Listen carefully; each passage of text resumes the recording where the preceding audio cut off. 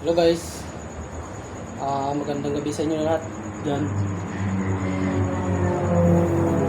Good evening sa inyo lahat dyan guys. Sa mga bagong nanonood dyan. Ang topic pala natin ngayon guys ay pag-usapan natin yung aking mga gamit. Mga gamit na naman guys, paliwanag ko sa inyo. Tungkol sa mga gamit ko pang depensa.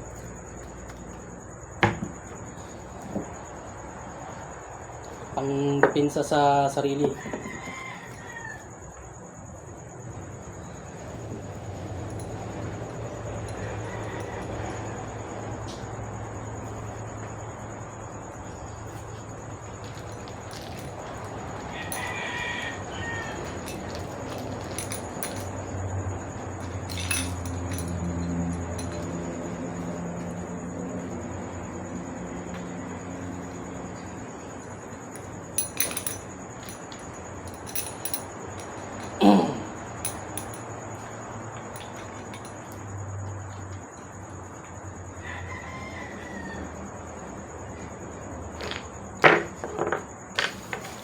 Pakilala ko pala sa inyo guys yung aking mga gamit.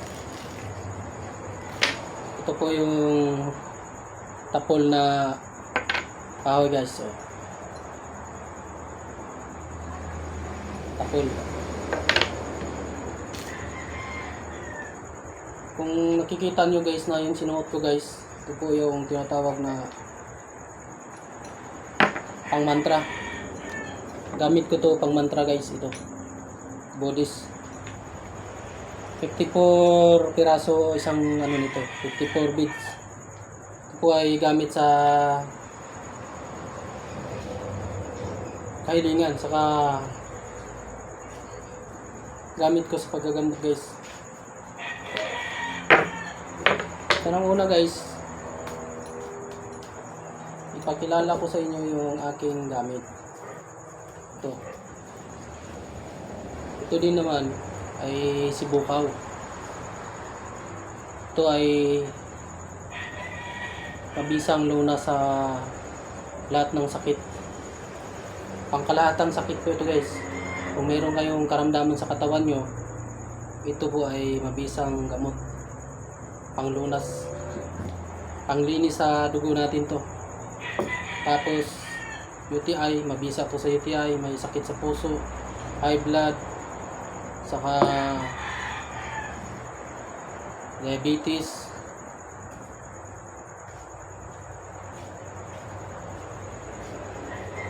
Kompleto na po to guys. Itong sibukaw, kompleto na sa benefits niya. Lahat po ng mga sakit dito ay malulunasan. Saka ito guys, pakilala ko sa inyo ulit yung aking gamit na kung tawagin ay Kingwood. Kingwood to siya guys. Ito yung tinatawag na haring kahoy. Siya po yung pinakahari sa lahat ng mga kahoy. Ang taglay po nitong kapangyarihan guys, itong aking ito yung pinaka-special kong gamit. Ang taglay po nitong kapangyarihan nito,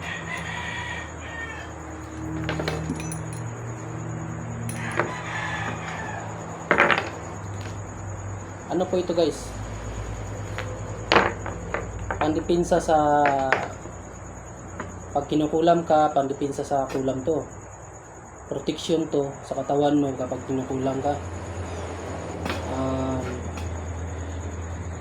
Kapag kinukulam ka o binabarang ka o sinusumpa ka sa mga kagalit, may nagagalit sa iyo o sumpain ka man o kung ano pa ang gagawin sa iyo, hindi po sila magtagumpay sa mga masama nilang binabala. Kasi ito po guys, mayroon po itong kapangyarihan na sumbalik. Sumbalik po. Kapag may masamang balak po ang tao sa inyo, hindi po siya matutuloy. Kung mayroon naman siyang ibabato sa inyo ng black salamangka, babalik sa kanya. Susumbalik po. Kasi mayroon siyang kapangyarihan na sumbalik. Ito yung tinatawag na Kingwood na dilawan. Kingwood na dilawan. mayroon din po kasi ditong pula. Pero yung pula, iba po ang taglay nun na kapangyarihan. Ang pula. Ang ang pinakamalakas na, ang pinakamaraming taglay na kapangyarihan itong dilaw. Dilaw sa kaputi. Ito pong uring kahoy na hawak ko, guys. Ito po ay pambihirang mahanap. Pambihirang mahanap sa kabundukan. Ito. Kasi po ito, minsan po ito ay hindi nagpapakita. Pinapakita lang niya ito sa mga tao na pagkakatiwalaan niya. Pinagkakaloob niya sa mga tao na yung mabubuting tao na karapat-dapat dito mabigyan. Kasi po ito, may taglay po itong kapangyarihan na pinakamalakas na kapangyarihan na kinakatakutan ng mga demonyo. Kung mayroon ka po nito, guys, kahit isa lang, sapat na. Kahit na ano pang kapangyarihan na itim na ibabato sa'yo, hindi ka tatalaban. Kasi ito, sobrang makapangyarihan na kahoy ito. Banal na kahoy ito, napakabanal na mahiwagang kahoy. Itong kahoy na hawak ko. Kung tawagin po ito, haring kahoy. King wood kung sa English. Kung sa Muslim naman, ang tawag nila nito sa Muslim, Radya Kayo.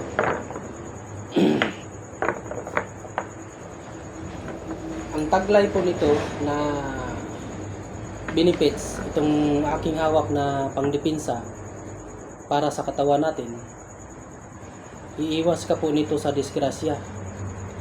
Halimbawa, nagda-drive ka, o kung nagda-drive ka, kung mayroong mang disgrasya o sakuna na mangyayari sa iyo, hindi mangyayari.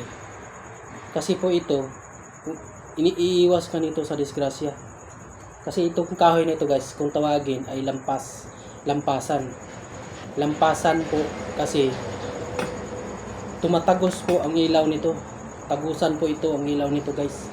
Kapag inilawan mo dito sa cellphone, sa ilalim, tatagos ang ilaw dito sa ibabaw. Itong hawak ko na kahoy, ito lang po ang pambihirang kahoy na tumatagos ang ilaw dito, na tagusan ng ilaw. Tumatagos siya, tagusan. Kaya itong kahoy na ito makapangyarihan. Unang-una, itong kahoy na ito, lilinisin po ang katawan ninyo nito. Kumbaga, kapag suot ninyo to, yung espiritu nyo, yung spirit ng sa katawan nyo, spirit energy nyo sa katawan nyo, yung mga bad spirit sa katawan nyo, alisin niya. Aalisin niya yung mga bad spirit. Kumbaga, yung mga malas, itataboy niya yung mga malas sa katawan mo kapag nasuot nyo to. Kasi ito punong-puno ng kapangyarihan na galing sa Diyos Ama. Kasi siya po yung pinakaharing kahoy dito sa daigdig, dito sa mundo natin na nilikha niya. Siya yung pinakahari, king. Siya yung pinaka-king, pinakaharing kahoy sa lahat ng mga kahoy. Kaya siya ay yung pinakamalakas sa lahat ng kahoy. Kasi ito pong kahoy na ito, guys, kahit na hindi pa siya naritwalan, mayroon na po siyang extra na energy nakapaloob dito. Kumbaga, natural na yung kapangyarihan na nakalagay dito sa loob. Na mayroon na siyang kapangyarihan na nakalagay dito. Na kahit na hindi pa siya dadasalan, na hindi mo pa siya dasalan, na ano ba, dasalan, yung tinatawag na ipag-pray. I-pray na tulad ng mga pagdadasal na Ama namin. Kumbaga, mayroon na siyang kapangyarihan na nakapaloob dito. Kaya ganun po ang kalakas ang kahoy na ito. ang kapaano po nito, ang ginagawa po nitong kahoy na ito, tinataboy niya yung malas doon, tinataboy niya yung malas sa bahay niyo kapag ito ay nasa loob ng bahay niyo. Tinataboy niya yung malas. Kung mayroon man kamalasan sa bahay niyo o mayroon nakatira na mga negative na elemento na tinatawag na itim na elemento, sila po ay lalayas. Kung hindi man sila lalayas, matutunaw po sila. Dahil ito, nagliliwanag po ito sa mga kapag nakita po ito sa mga demonyo, hindi po nila kayang tingnan kasi maliwanag to, nagliliwanag. Ano siya, yung masisilaw sila ba? Kumbaga hindi sila makakatingin. Yung mga katulad na may mga masasamang puso o masamang elemento, yung may masama sa katawan, hindi po sila makatingin sa inyo na matagal. Kasi hindi po kayo kayang tingnan dahil ito po ay masisilaw sila nito. Kasi nagliliwanag ang katawan mo kapag suot mo ito, makikita ng mga demonyo na nagliliwanag. Kaya hindi nila kaya hindi ka nila kayang lapitan kasi nagliliwanag ka. Ganun po ang taglay nito. Tapos guys, hindi lang po ang taglay niyan, ang taglay po nito na pangontra sa mga tinatawag na pangontra sa mga black salamangka o kulam o kung ano pa. Kasi po ito, mayroon po ito siyang special din na kapangyarihan na iligtas ka po dito sa kapahamakan na tinatawag na ililigtas ka nito sa lahat ng mga disgrasya na matitindi, na kung mayroon ng mayroong tao na masamang balak sa iyo, na matindi ang galit sa iyo. Kasi ito po, unang-una, kung halimbawa ka naman, kung sundalo ka, kung may suot ka po nito, hindi ka po matatamaan ng bala. Kapag binaril ka, halimbawa nakatagpo kayo ng enkwentro, encounter kayo ng enkwentro sa barilan ng mga masasamang tao, hindi po kayo matatamaan ng bala. Lilihis lang po yung bala. Lilihis siya sa katawan mo. Hindi siya gaganon lang ang bala, oh. Ganon lang siya. Para gaganon lang po yung bala, lihis. Kasi ito po ay lampasan. Kaya tinatawag sa Tagalog na lampasan dahil lumalampas lang lahat ng mga disgrasya sa darating sa buhay mo. Tagusan kasi, kaya tagusan ng ilaw. Kaya tumatagusan, kaya tinatawag na tagusan kasi pag iniilawan dito, tumatagos ang ilaw si babaw. Patayin ko yung ilaw gasa para maniwala kayo na tagusan ng ilaw dito.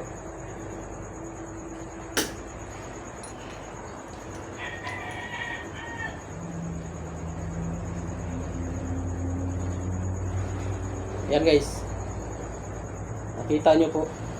Oh.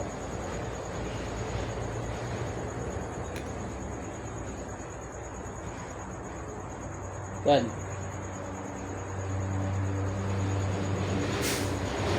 Tumatagos yan guys eh. Tagusan ng ilaw yan. Yan.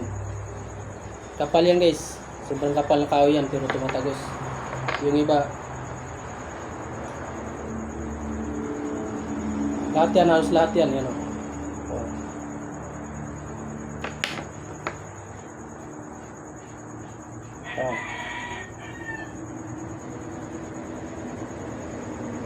Oh. Diba tagusan guys, kita nyo yung ilaw, oh, tagos.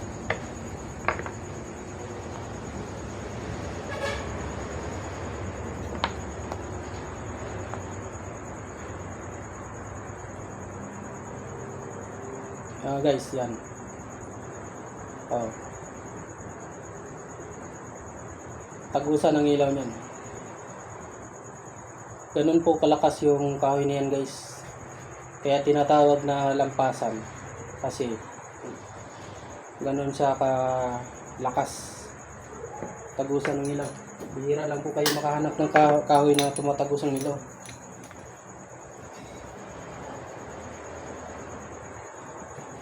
Ito guys,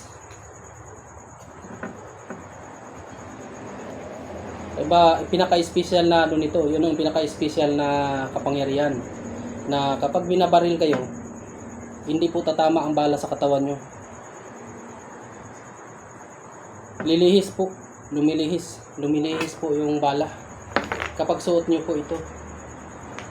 Halimbawa, kung halimbawa pulis ka, di natin alam, mga pulis karamihan makahanap ng enkwentro, diba? May mga holdapper, hindi po kayo matatamaan kahit ilalagay nyo lang po ito sa bulsa. Ilalagay nyo lang sa bulsa niyo ito, kahit na nakatali lang siya ganun, kahit sa wallet, kahit ilalagay lang sa wallet, basta nandiyan sa katawan nyo, kahit nasa bulsa lang po ito ng pantalon.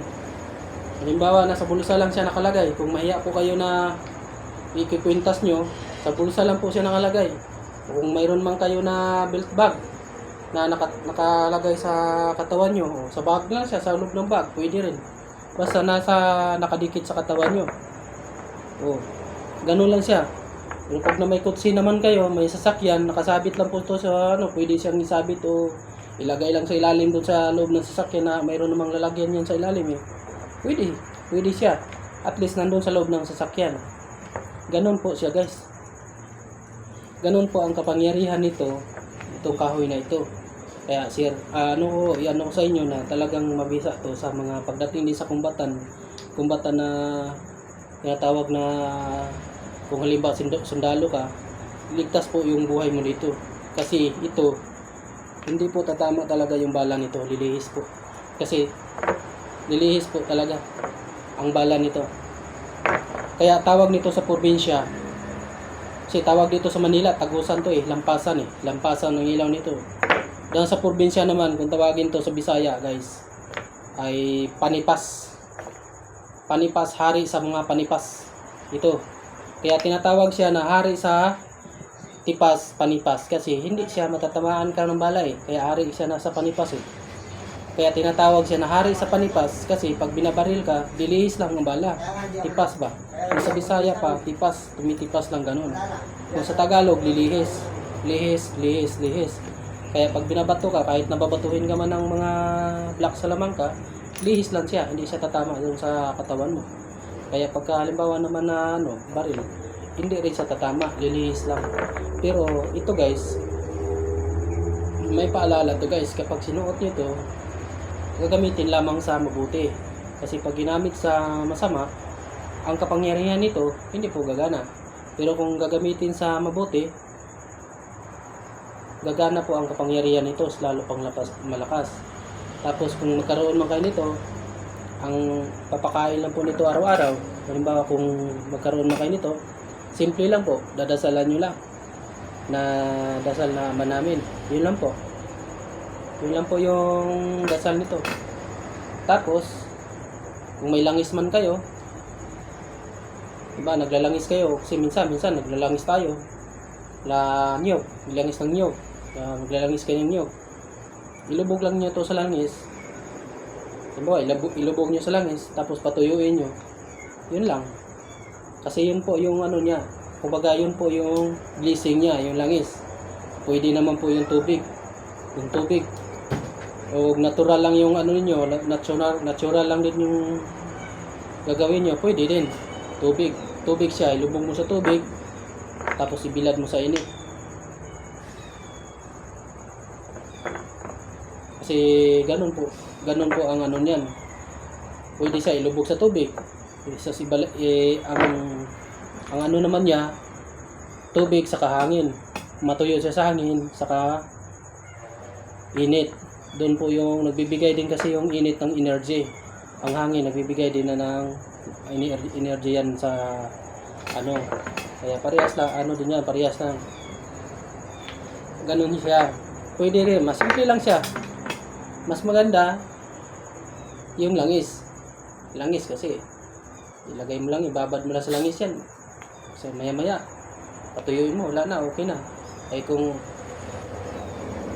ibabad mo sa tubig, tapos ibibilad mo sa araw, baka mawala pa. Kasi kailangan mo pang bantayan kasi siyempre baka mawala.